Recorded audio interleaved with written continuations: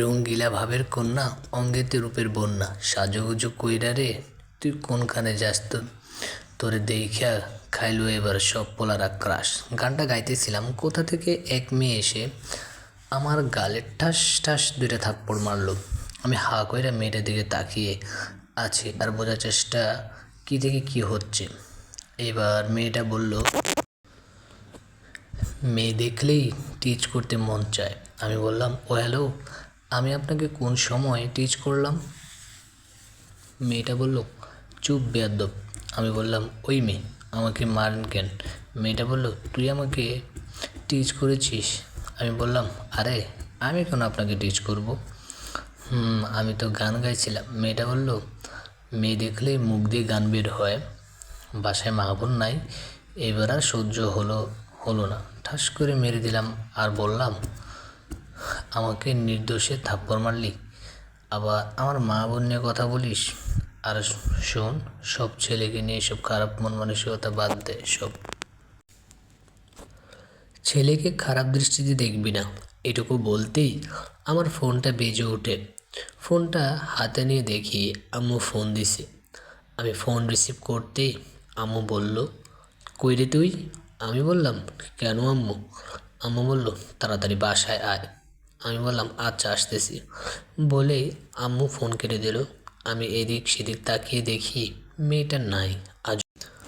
আজব মেয়ে, কোথা থেকে এসে আমাকে থাপ্পড় মারলো, কেমনটা লাগে, মেজাজটাই খারাপ করে দিল। দূর, আপনাদের তো পরিচয়টা এখনো দেওয়াই হলো না। আপনারা মনে কিছু নিন না, মেয়েটা সব কিছু ওলটপালট করে দিছে। সে যাই হোক, আমি নীল, এবার ইন্টার ফার্স্ট ইয়ারে পড়ি। এখন এইটুকু জেনে রাখুন, বাকিটা পরে জানবেন। আমি বাসায় চলে এলাম।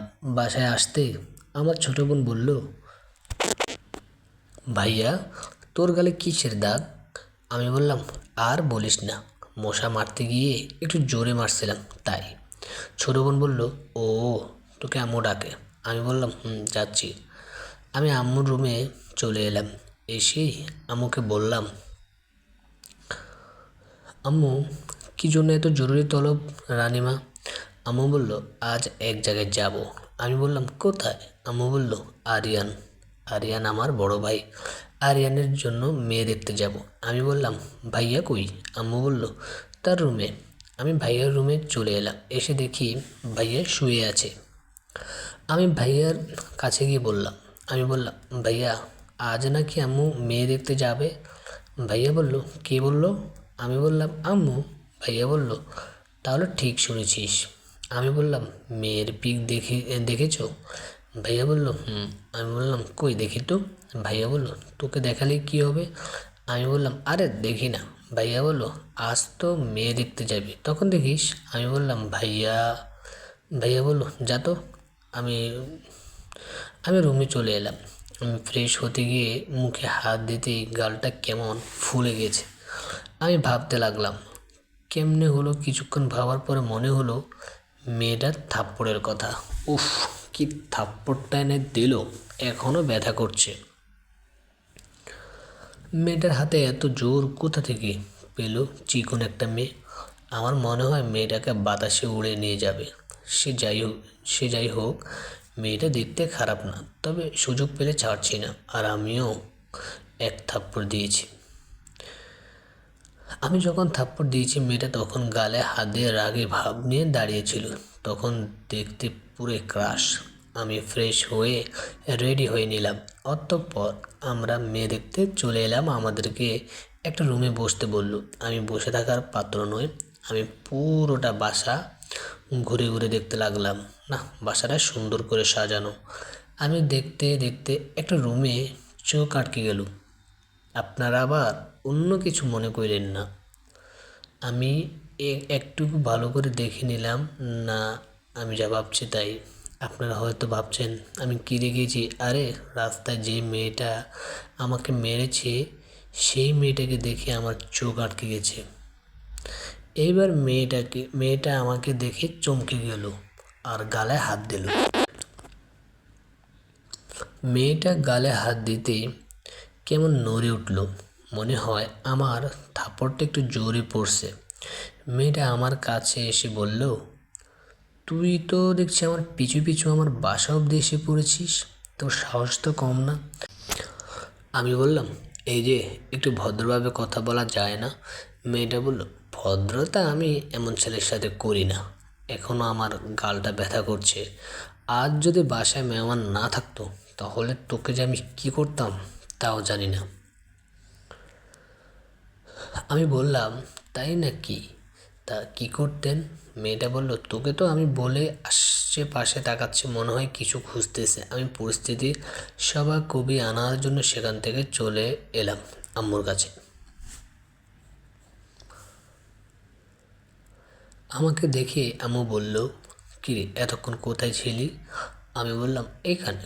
আম্মু বলল, ও। আমি বললাম, মেয়ে দেখছো? আম্মু বলল, না। একটু পরে বড় এক ঘুমটা দিয়ে একটা মেয়ে এলো। আমার আর বুঝতে বাকি রইল না যে এটাই সেই মেয়ে যাকে আজ আমরা দেখতে এসেছি। মেয়েটা এসে সালাম দিল। মেয়েটা বলল, আসসালামু আলাইকুম। আম্মু বলল, ওয়ালাইকুম আসসালাম। মেয়েটা বলল, কেমন আছেন? আম্মু বলল, ভালো। তুমি? মেয়েটা বলল, ভালো।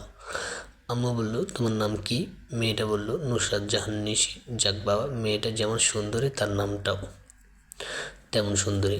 আমি ভাইয়ার দিকে তাকিয়ে দেখি ভাইয়া এক দৃষ্টিতে তাকিয়ে আছে নিশির দিকে। আমার মনে হয় মেয়েটা সিলেক্ট হয়ে গেছে। আর সিলেক্ট হবে না বা কেন? সব দিক দিয়ে ভালো। আমি মাথা নিচু করে এসব ভাবছি। আম্মুর ডাকে আমি আমি তুলে আম্মুর দিকে তাকালাম। আম্মু ইশারা ডাকলো, আমি আম্মুর কাছে গেলাম। আম্মু বলল, মেয়ে পছন্দ হয়েছে? আমি বললাম, আম্মু, বিয়ে তো আমি করছি না। আম্মু বলল, তারপরেও আমাদের সবার পছন্দ হয়েছে। আমি বললাম, তাহলে আর দেরি না করে বিয়ের তারিখ দিয়ে দাও। আম্মু বলল, হুম। আমি বললাম, আম্মু, আমার মনে হয় তাদের একটু আলাদা কথা বলার দরকার। আম্মু বলল, ঠিক আছে। ভাইয়া আমাকে ডাক দিল। আমি ভাইয়ের কাছে যেতে বলল, তুইও আমার সাথে যাবি। আমি বললাম, মাথা খারাপ নাকি? আমি কি করব? ভাইয়া বলল, না, তুই যাবি। আমি বললাম, দেখো ভাইয়া, আমি গেলে সবাই অন্যরকম দেখায়।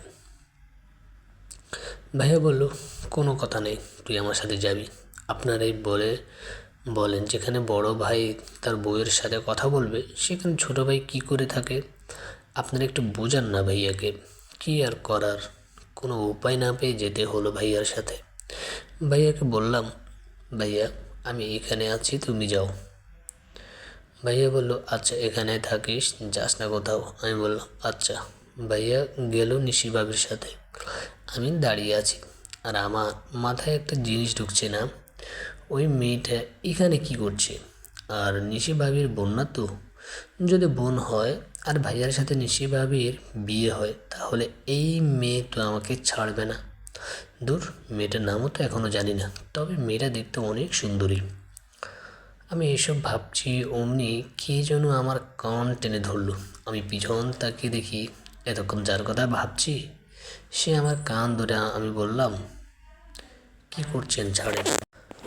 মেয়েটা বলল, এখানে কি করছিস?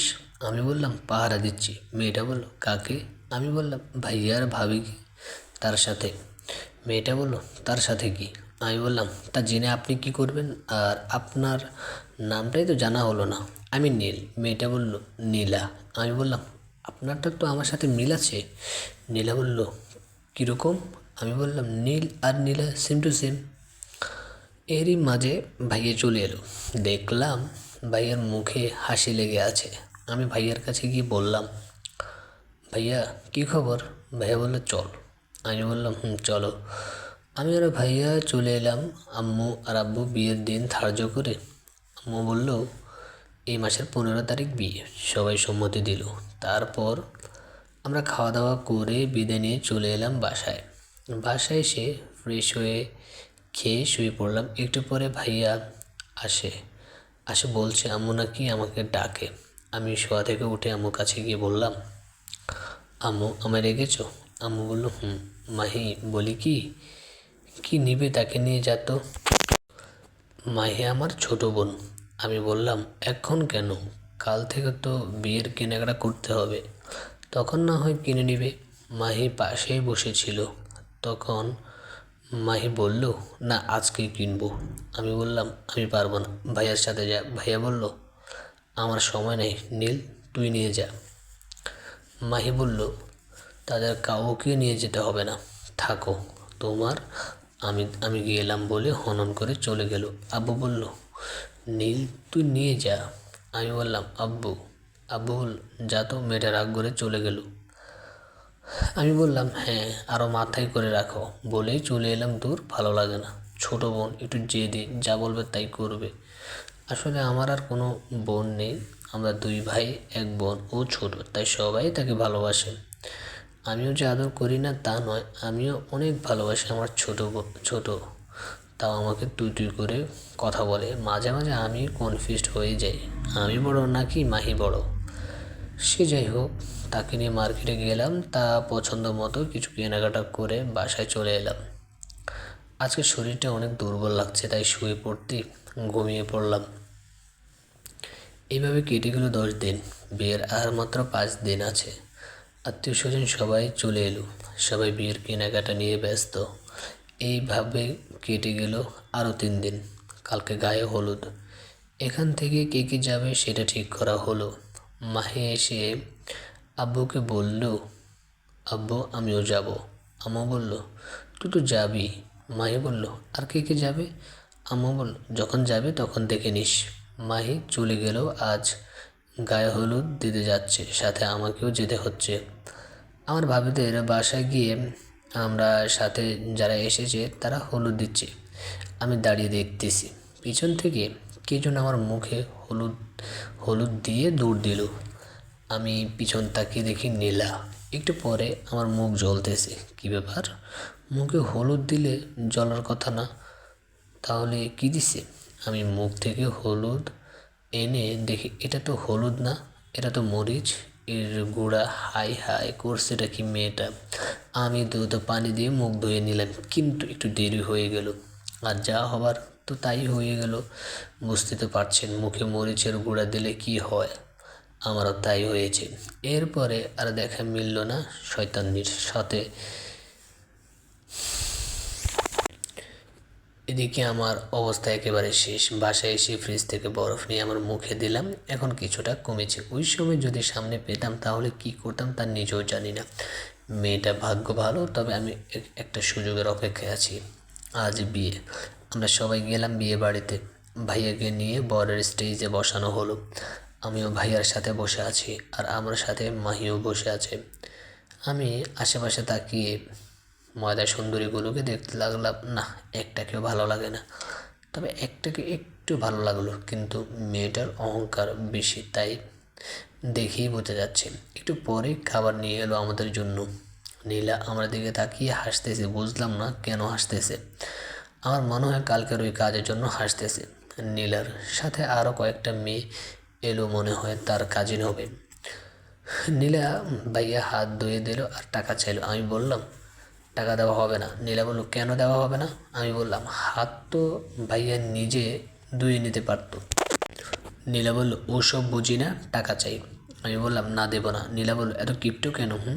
আমি বললাম, ও হ্যালো, যেভাবে টাকা চাইছেন মনে হয় টাকা আপনি আমাদের দিয়েছেন। নীলা বলল, মুখ সামলে কথা বলেন। এবার ভাইয়া বলল, দিয়ে দিন। আপনারা ভাবছেন ভাইয়া আমাকে দিতে বললো কেন? আসলে বিয়েতে আসার আগে ভাইয়া আমার কাছে সব টাকা দিয়ে দিছে। মাহিও বলল, ভাইয়া দিয়ে দে।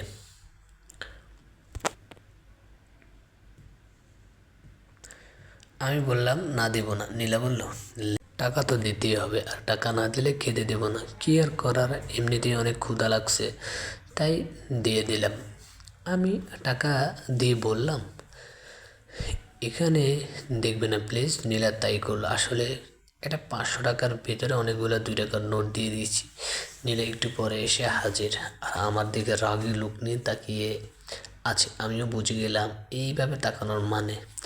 আমি নীলার দিকে তাকিয়ে মুচকি হাসি দিয়ে চোখ টিপ দিলাম। বাস, কাজ হয়ে গেল। নীলার রাগে পুরা মুখ লাল হয়ে গেছে। আর যদি বিয়ে বাড়ি না হতো তাহলে মনে হয় আমাকে আস্ত রাখতো না। নীলা চলে গেল, তবে নীলা অনেক চেষ্টা করেছে এর উসুল তোলার জন্য, কিন্তু পারেনি। এখন বউ নিয়ে বাসায় আসার পালা। আমি ভাইয়ের সাথে, মাহিও গেল। আমি নাইয়ের পিছনে দাঁড়িয়ে আছি। পিছন থেকে ছোট একটা মেয়ে আমার পাঞ্জাবির নীলা শাড়ির আঁচল বেঁধে দিল। তা আবার নীলা দেখে নাই, আমি দেখে নিয়েছিলাম। ভাবলাম একটু মজা করা যাবে ভাই আর ভাবিকে নিয়ে। যখন রুম থেকে বাইর হবে তখন আমি একটু দ্রুত বাইর হতে গিয়ে টান লেগে নীলার পড়ে গেল। আমি পিছন তাকিয়ে এমন একটা ভাব করলাম যে আমি কিছুই জানি না। অনেকগুলো মানুষ থাকায় নীলা লজ্জা পেল, আর কিছু বললো না। তবে ওর চোখ দেখে বোঝা যাচ্ছে সুযোগ পেলে আমাকে কী যে করবে আল্লাহই ভালো জানে। তাই আমাকে খুব সাবধানে চলাচল করতে হবে। সে যাই হোক, বউ নিয়ে আমাদের বাসায় চলে এলাম। বাসায় নীলাও সাথে এসেছে। আমি ফ্রেশ হয়ে শুয়ে পড়লাম। সকালে কি জানি আমার শরীরে পানি দিল। আমার শরীরে পানি অনুভব করায় আমি ঘুম থেকে লাফ দিয়ে উঠে পড়লাম। সামনে তাকিয়ে দেখি মাহি আর নীলা দুজনে হাসতেছে। আমি বললাম, কী ব্যাপার মাহি, তুই আমার রুমে আসলি কী করে? মাহি বলল, ভাইয়া তুই শোয়ার সময় মনে হয় দরজা লক না করে ঘুমিয়েছিস, তাই বলে আমার শরীরে পানি দিলি কেন? মাহি বলল, পানি আমি দিইনি, নীলা আপু দিয়েছে। আমি বললাম, কি? নীলা বলল, বলেই চলে গেল। কি সাংঘাতিক মেয়ে। আমি ফ্রেশ হয়ে নিচে এলাম। এসে দেখি সবাই ভাবিকে ঘিরে বসে আছে। আমিও গেলাম সেখানে। আমাকে দেখে ভাবি বলল, দেবর সাহেব এতক্ষণে ঘুম থেকে ওঠার সময় হলো? আমি বললাম, না উঠে পারি। ভাই বলল, কেন, কি হয়েছে? আমি বললাম, তেমন কিছু না। এই সময় নীলা বলল, আপু তোমার দেবর আজকে রাতে হিসু করে দিয়েছে। নীলার কথা শুনে সবাই হাসতে লাগলো, সাথে নীলাও। ভাবি বলল, তো তুই জানলি কি করে? নীলা বলল, মাহি আমাকে নিয়ে গিয়েছিল তাকে ডাকতে। আমি বললাম, ভাবি এটা কিন্তু বেশি হয়ে যাচ্ছে। নীলা বলল, ও সত্যি কথা সবসময় বেশিই লাগে। আমি বললাম, ও হ্যালো। ভাই বলল, নীলা তুই থামতো। নীলা বলল, ঠিক আছে। ভাই বলল, নীল। আমি বললাম, হ্যাঁ বলেন। ভাই বলল, নীলা নাকি আইসক্রিম আর ফুচকা খাবে। তোমার ভাইয়াকে বললাম, তার নাকি সময় নেই, তুমি একটু যাও তো। আমি বললাম, মাহি নিয়ে যাক। ভাই বললো, মাহি একটা বাচ্চা মেয়ে, ও পারবে না। আমি বললাম, কিন্তু ভাই বললো, কোনো কিন্তু নাই, যাও তো। নিয়ে গেলাম বাহিরে। আমার দুই পাশে দুজন হাঁটছে। হঠাৎ করে নীলা তার পা আমার পায়ের সামনে বাড়ি দিয়ে আমি নীলের পায়ে বেজে নিজেকে ঠিক রাখতে না পেরে পড়ে গেলাম। আমি পড়ে যাওয়াতে নীলা হাসতে লাগলো। মাহি বলল, কি করে ভাইয়া তুই এই দিন দুপুরে উষ্টা খাস? নীলা বলল, আগে জানতাম বিছানায় হিসু করে, আর এখন তো দেখছি চোখেও দেখে না। আমি নির্বাক হয়ে থাকলাম, কিছুই করার নাই। আমি তো চুপি চাপি বিপদে ফেলেছি, আর উনি তো দেখেছি আমাকে সবার সামনে টর্চার করছে। না, এটা মেনে নেওয়া যায় না। পাবলিক মানবে না, আর পাবলিক মানলেও লোকে মানবে না। একটু মজা করলাম আর কি। না, এটা মানা যায় না, এটার একটা বিহিত করতে হবে। আমিও সুযোগ খুঁজতে লাগলাম। এখন ভালোই আমার মান সম্মান নিয়ে বাসায় ফিরতে পারলে ভালো। ফুচকা আইসক্রিম খাইয়ে বাসায় চলে এলাম। তবে নীলা অনেক চেষ্টা করেছে আবার বিপদে ফেলার জন্য, কিন্তু পারে না। বাসায় এসে ফ্রেশ হয়ে খেয়ে ছাদে গিয়ে বসে বসে ফোনে গেমস খেলছি। এমন সময় আমার কানে সুরসুরানি। আমি দিলাম এক লাফ, সাথে সাথে হাত থেকে ফোনটা পড়ে গেল। আমি বললাম, দুষ্টুমি করার একটা লিমিট থাকা দরকার, আর আপনি সেটা অতিক্রম করতেছেন। আমি কিন্তু যে কোনো সময় ফায়ার করতে বাধ্য হব। নীলা বলল, আর আপনি বুঝি দোয়া তুলছি পাতা? আমি বললাম, ও আপনি যাই বলেন না কেন, তবে আমার মতো এমন নম্র স্বভাব ভদ্রতার পোলা দেশে আর দুইটা আছে নাকি তা নিয়ে সন্দেহ আছে। নীলা বলল, আইসি আমার নম্র স্বভাব ভদ্রতার ছেলে রে, এমন অনম্র অভদ্র ছেলে আর দুইটা আছে নাকি তা নিয়ে সন্দেহ আছে। আমি বললাম, কেন, আমি আবার কি করলাম? নীলা বলল, আমার সাথে একদম ন্যাকামি করবেন না। আমি বললাম, আমি আবার কি করলাম? নীলা বলল, এখন তো দেখছি বাজা মাছ উল্টে খেতে পারেন না। আমি বললাম, আরে আমি কি এমন করেছি? নীলা বলল, কি করেন নাই তাই বলেন, আপনি এমনটা কেন করলেন? আমি বললাম, আরে বাবা কি করেছি? নীলা বলল, সবার সামনে আমাকে ওইভাবে না ফেললেও তো পারতেন, আর এতগুলা 2 টাকা দেওয়ার কি মানে? আমি বললাম, আসলে আমি দেখিনি। নীলা বলল, আসলে আমি লক্ষ্য করি নাই যে আমার পাঞ্জাবের সাথে আপনার শাড়ি বাঁধা, তার জন্য সরি। আর ওটা তো দুষ্টুমি করে এমনটাই করেছি। এটা আমার প্ল্যান ছিল যে সবগুলো 2 টাকার নোট দেব। নীলা বলল, ক্ষমতা আমি এত সহজে করবো না, বলেই চলে গেল। আমিও চলে এলাম আমার রুমে। এইভাবে সারাদিন কেটে গেল। রাতে আমি আমার রুমে বসে আছি, এমন সময় নীলা হাতে করে কফির মগ নিয়ে প্রবেশ করলো, আর আমার হাতে মগ দিয়ে বলল, নেন আপনার জন্য স্পেশাল কফি। আমি মনে মনে ভাবতে লাগলাম কী ব্যাপার, হঠাৎ আমার জন্য এত দরদ দেখাচ্ছে কেন? এর পিছনে নিশ্চয়ই কিছু আছে। এমন সময় আমার মনে হয়ে গেল ছাদে বলা নীলার কথাগুলো আমার মাথায় কাজ করা প্রায় বন্ধ হয়ে যাচ্ছে। খুব ভয় করছে, না জানি কি মিশিয়েছে কফির সাথে। হে আল্লাহ, তুমি এই অবুঝ শিশুটাকে দেখো, একটু দয়া করো। আজ মনে হয় আমার শেষ দিন। আমার মনে হয় কফির সাথে গায়ে হলুদের মতো, হলুদের বদলে মরিচ দিয়েছে। আজও মনে হয় মরিচ দিয়েছে। আমি কফির দিকে তাকিয়ে বোঝার চেষ্টা করছি কোনো কিছু দিয়েছে কি না। আমার এমন অবস্থা দেখে নীলা বলল, কি হলো? আমি বললাম, আসলে নীলা বলল, ভয় নেই, সত্যি বলছি, এতে অন্য কিছু দেইনি। আমি বললাম, না, আমি এমন কিছু ভাবছি না। নীলা বলল, তাহলে? আমি বললাম, না কিছু না বলে আমি কফির মুখটা হাতে নিলাম, কিন্তু মুখে দেওয়ার সাহস হচ্ছে না। তারপরে মুখে নিয়ে যা বুঝলাম, আমি এতক্ষণ যা ভেবেছি ঠিক তা। আমি যা ভেবেছিলাম তাই হলো। নীলা কফির সাথে মরিচের গুঁড়া মিশিয়েছে। আমি এক চুমুক খেয়ে তো এক চিল্লানি দিলাম। নীলা আমার মুখ চেপে ধরে বলল, চুপ। নীলার হাতটা আমার মুখের ওপর থেকে ছাড়িয়ে বললাম, তুমি কি ডাকাত নাকি? নীলা বলল, এ ডাকাত হলে তো আমার হাতে চাকু থাকতো। আমি বললাম, ও মা গো। নীলা বলল, চুপ। আমি বললাম, এই মেয়ে, আমার মুখ গলা সব পুড়ে গেল। আমি কথা বলতে নীলা মিষ্টি দিল। ও মা, এ তো দেখছি পুরাই প্রস্তুতি নিয়ে তারপর এসেছে। আমার হাতে মিষ্টি দিল। আমি মিষ্টি মুখ নিয়ে দেখি তিতা তিতা লাগে। এবার অনেক রেগে গেলাম আর নীলাকে কাছে টেনে সরাসরি নীলার ঠোঁটে চুমু খেলাম। অনেকক্ষণ নীলাকে ছাড়তেই নীলা বলল, শয়তান, বান্দর, হনুমান সব বলে দেব ভাইয়াকে। আমি বললাম, যাও যাও বলো গিয়ে, আমিও বলে দেব। নীলা বলল, কি বলবে তুই? আমি বললাম, সেটা তো পরে জানতে পারবে। নীলা বলল, এটার প্রতিশোধ আমি নেব। আমি বললাম, দেখা যাবে। বলে নীলা চলে গেল মরিচের কফি খেয়ে। যদি এমন মিষ্টি পাওয়া যায় তাহলে মরিচের কফি খাওয়াই ভালো। একটু পরে আম্মু এসে খাওয়ার জন্য ডেকে গেল। আমি নিচে গিয়ে দেখি সবাই খাবার টেবিলে বসে আছে। আমি গিয়ে নীলার পাশের চেয়ারটায় বসলাম। আমি বসতে নীলা আমাকে চিমটি দিল। আমি নড়ে উঠলাম। তা দেখে ভাবি বলল, দেবর সাহেব, কী হলো? আমি বললাম, তেমন কিছু না।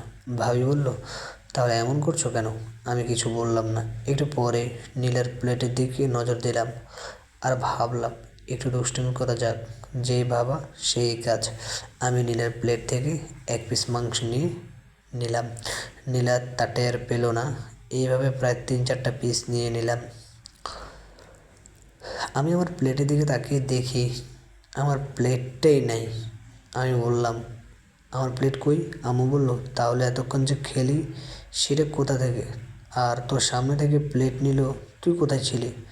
আমি বললাম, আমি তো হাই একটুর জন্য সত্য কথাটা ফসকে বেরিয়ে পড়েছিল। আম্মু বলল, কী বলতে চেয়েছিলি বল? আমি বললাম, না মানে আমি নিচের দিকে তাকিয়ে খাচ্ছিলাম। আম্মু বলল, না, তুই অন্য কিছু বলতে চেয়েছিলি। আমি বললাম, দূর, আমি খাবো না বলে আমি উঠে চলে এলাম সেখান থেকে। ভাবি বলল, নীল, দাঁড়াও, যেও না, খেয়ে যাও। আমি সোজা চলে এলাম আমার রুমে। একটু পরে ভাবি এলো হাতে প্লেট নিয়ে। বুঝতে বাকি রইল না যে এটা আমার জন্য খাবার নিয়ে এসেছে। ভাবি বলল, এই যে স্যার, খেয়ে নিন। আমি চুপ করে রইলাম। ভাবি বলল, কী হলো? আমি বললাম, খাবো না। ভাবি বলল, এবার কিন্তু একটু বেশি হয়ে যাচ্ছে। আমি বললাম, ঠিক আছে, রেখে দিন, আমি খেয়ে নেব পরে। ভাবি বলল, ঠিক আছে। ভাবি চলে গেল। আমি খেয়ে নিলাম। কালকে আবার ভাইয়ার বউ ভাত। আমি শুয়ে পড়লাম। আজকে দরজা লক করে শুয়েছি। সকালবেলা ফোনের শব্দে ঘুম ভেঙে গেল। ফোন হাতে নিয়ে দেখি ভাইয়া ফোন দিছি। আমি ফোন রিসিভ করতেই ভাইয়া বলল, তাড়াতাড়ি নিচে আয়। আমি বললাম, কেন? নিচে আয় হারামজাদা। আমি নিচে যেতে ভাইয়া বলল, হাতে অনেকগুলো কাজ জমে আছে, তা করতে হবে। আমি বললাম, আচ্ছা। ভাইয়া আর কিছুই বলল না। সবাই কাজে ব্যস্ত আর আমি ব্যস্ত সবার কাজগুলো বাড়াতে। কী ভাবছেন আমি কাজে এগিয়ে দিচ্ছি? মোটেও না। আমি যে সব জিনিস গোছানো সেসব আরও এলোমেলো করে ফেলেছি। আসলে আমি কোনো কাজেরই নেই, সারাক্ষণ শুধু মোবাইল টেপা ছাড়া আর কিছুই পারি না। এর জন্য আম্মু কত বকা শুনছি আর দৌড়ানি খাইছি, তার কোনো হিসাব নেই। আমার এমন কাজ দেখে আম্মু বলল, তুই যা তো তুই যা তো এখান থেকে, একটা কাজও ঠিক মতো করতে পারিস না। আম্মুর কথা শুনে ভাবি বলল, শুধু মেয়ের পিছনে কীভাবে দৌড়াতে হয় সেটা খুব ভালোই পারে। আম্মু বলল, ওটাও ভালো করে পারে না, শুধু মোবাইল আর ল্যাপটপ কীভাবে চালাইতে হয় তা পারে। আমি বললাম, আম্মু তুমি কিন্তু আমাকে অপমান করছো। আম্মু বলল, তোর আবার অপমান বলতে কিছু আছে নাকি? না, আর থাকা যাবে না, এখানে থাকলে মান সম্মান যেটুকু আছে সব যাবে, এমনিতে অনেকটা হারিয়েছি। আমি আর সেখানে না থেকে সোজা উপরে আমার রুমে চলে এলাম। শুয়ে শুয়ে গান শুনছি, এমন সময় নীলার কথা মনে হয়ে গেল। আমি আর শুয়ে না থেকে গেলাম নীলার রুমে। নীলার রুমের দরজার কাছে গিয়ে দেখি ওমা, সে কি সুন্দর করে সাজতেছে। আমি ভেতরে না গিয়ে বাইরে থেকে দেখতে লাগলাম, আহ কি সুন্দর! আমি এবার সত্যি সত্যি ক্রাশ খাইছি। ক্রাশ খেয়ে আমার পেটটা ভরে গেল, আর না খেলেও চলবে। আমি নীলাকে নিয়ে কল্পনা দেশে হারিয়ে গেলাম। হঠাৎ ফোনটা ভিলেন হয়ে দাঁড়ালো। ফোনের শব্দে বাস্তবে ফিরলাম। আমার ফোনের শব্দে নীলাও চমকে উঠলো। আমি ফোনটা রিসিভ করে সেখান থেকে চলে এলাম। দেখতে দেখতে দেখতে দুপুর হয়ে গেল। একটু পরে ভাবিদের বাসা থেকে মেহমান চলে এলো। সবাইকে খাবার দেওয়া হলো।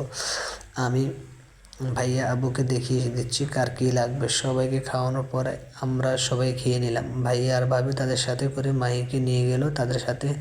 আমাকেও বলেছিল, কিন্তু আমি না করে দিই। রাতে রুমে শুয়ে আছি, নীলের কথা খুব মনে পড়ছে। নীলাকে দেখতে খুব ইচ্ছে করছে। এই 2 দিনে অনেক দুষ্টুমি করেছি, আজ অনেক ফাঁকা ফাঁকা লাগছে নীলাকে ছাড়া। আমার এর আগে কখনো এমন হয়নি। তার মানে আমি নীলাকে ভালোবেসে ফেলেছি। শুয়ে শুয়ে এসব ভাবছি, এমন সময় অপরিচিত একটা নাম্বার থেকে ফোন আসলো, কিন্তু রিসিভ করিনি। আসলে আমি আমি অপরিচিত কারো নাম্বার আমি রিসিভ করি না। সেই নাম্বার থেকে আরও 4টা ফোন আসলো, তারপরেও আমি রিসিভ করিনি। একটু পরে একটা SMS এসেছে সেই নাম্বার থেকে।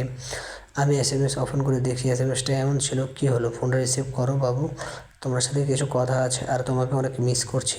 আমার মাথায় কিছু ঢুকছে না, কে আমাকে এত মিস করছে। আমি খুব টেনশনে পড়ে গেলাম, কে হতে পারে, আমার তো এমন কেউ নেই।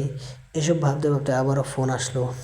এবার 7-5 না ভেবে ফোনটা রিসিভ করতে একটা মেয়ে কণ্ঠ বেশি আসলো। মেয়ে বলল, এত ভাব তোমার? সে কখন থেকে ফোন দিচ্ছি, রিসিভ করার কোনো খবরই নেই। আমি বললাম, দেখুন আপনার কথা ভুল হচ্ছে, আপনি রং নাম্বারে ডায়াল করেছেন। মেয়ে বলল, না আমি রং নাম্বারে ফোন দেইনি। মেয়ের কণ্ঠটা তেমন কেমন চেনা চেনা লাগছে। নীলা যে ভয়েস, এই মেয়েটার সেম একই ভয়েস।